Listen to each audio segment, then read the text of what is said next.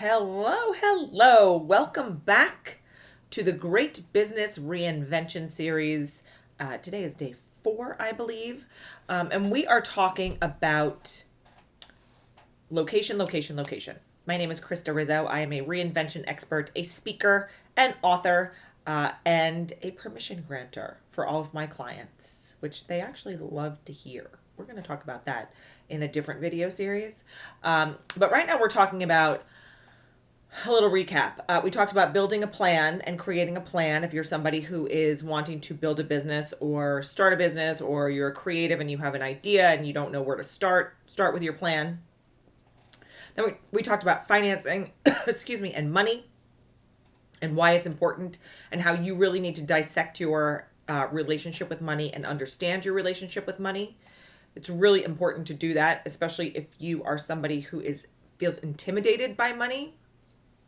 When you are trying to start a business or open a business or do anything around large sums of money than more than you're used to, it can feel really overwhelming. So get yourself into a good relationship with money, and you can do that so many different ways. You can call me and ask me about it, and I can lead you and get you in the right direction. Today we're going to talk about location, space. If you are somebody who wants to start a business, or you want to start offering services, where is the place that you are going to go to do those things? We have learned in the last 2 years that most businesses, a lot of businesses out there, do not require a physical presence, right? How many people have worked in corporate for many years and have gone into work every day, worked the 9 to 5, done the commute, done all the things? And for the last 2 years, you've been working from home and it's been working just fine. And now your company is realizing that they potentially have an opportunity to cut some costs and to save on some revenue by not spending the money to have locations. Now, that doesn't go for everybody. I mean, my husband has actually been producing live television news from our office in our home for the last 2 years. So if they can do it, anybody can do it. Unless, of course, you have a tangible product that you are needing to sell and you need to have a brick and mortar or a storefront for it to showcase your goods. If you're in fashion, if you are a bookseller, if you are, somebody who sells housewares, that stuff is required. A grocery chain, any of those kinds of things. Like, you have to go to the store and do that stuff. Although you can shop online. And so making sure you know where your presence, where your shoppers, your clients lie, and how they like to shop for their goods and services is really important. 7 years ago, when I started my coaching company, almost 7 years ago, I knew that I could be 100% remote. I work from home. I've worked from home for the last 6 years. And it's been great. And when I need to go see clients, I can meet them in a place. I can go to their offices. I can go to their homes. When I do public speaking events, I go to the event, clearly. With my corporate clients, I go to their offices to deliver my talks and all that stuff. So my overhead is low because I literally do it from my office in my home.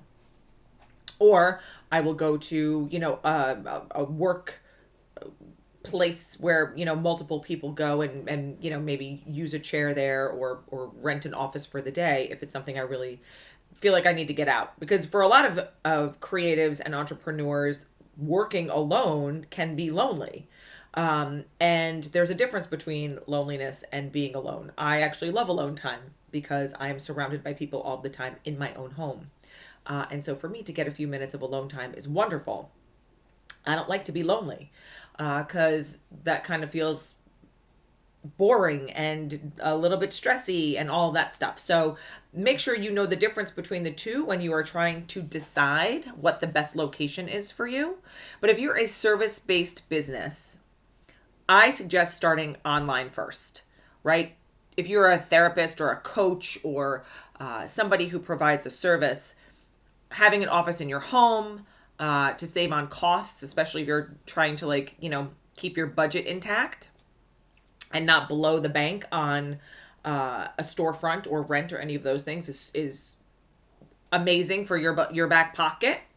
But if you're a business that has a tangible good that you need to sell and you're nervous about how you're going to get it out there, maybe you should test the market first.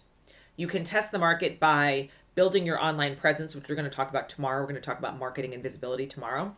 But building your online presence and creating a store, right? Etsy is huge. I shop on Etsy all the time for one-of-a-kind things, for shopping local and using local creatives to do things that I like to buy. So maybe opening an Etsy shop, maybe having your own website, getting your email list, which is also part of the marketing that we're going to talk about tomorrow. Or what we're seeing is a trend toward pop-ups these days. And that's been a trend for the last several years. It's not new, but we're seeing more and more of it because it's a way for an entrepreneur to test the market in a certain area for a short amount of time. So I have a client who does seasonal markets. So she is located in Brooklyn and she goes around to different markets. She does the Bryant Park market. She does a Brooklyn pop-up markets. She does a bunch of, pop-ups around the city where she brings her stuff, sets her stuff up, and she sells for a day or two during the weekends. And that has turned into a very consistent business for her. And so now what we're doing is we're looking for a pop-up space for her to actually have a store.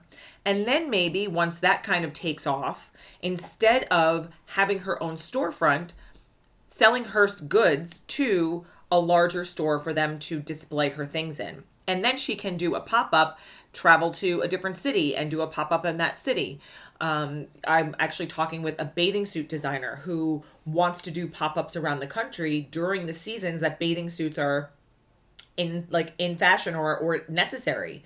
So if you're in your summer months, you want to sell bathing suits in the Northeast because that's really the only time that we wear bathing suits.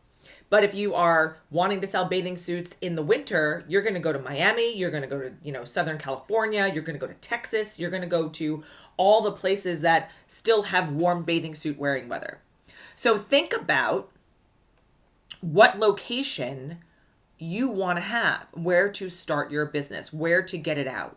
I think there's a lot of really great creative ideas out there, pop-ups being one of them. Sharing space with another entrepreneur or creative can also be another one. The person that I am working on a pop-up with also does a partnership with a friend of hers who does a different good that supplies a different item of things. And so they kind of partner with each other and they go together and they split the cost for, the rental of the table or whatever it is that it's costing them to do for that weekend. So getting creative and really thinking about how you can market your services and where your location is going to be is top 3 things, right? Getting your plan together, getting your money together, and knowing where you want to be. And now tomorrow we're going to talk about marketing because we need to know where you are in order for us to buy your awesome things. And so how do you build that email list? How do you get your clients? Where do you cultivate those leads from? And then how do you use those people to get the word out? Where do you use that marketing? How do you use social media? You have to become a little bit more savvy in order to stand out in a saturated land. Now, I am a firm believer that there's plenty of room for everybody out there, so don't get discouraged. If you are somebody who is making cute little tchotchkes and there's 7,000 people that are making them. Well, you're probably making yours a little bit differently and you have a little different style and your story is different. So we're going to talk about that tomorrow because that's one of my favorite things to do is talk about business marketing. So thanks for watching today. Think about your location and we will be back here tomorrow for more of the Great Business Reinvention series. Thanks everyone. Have a great day.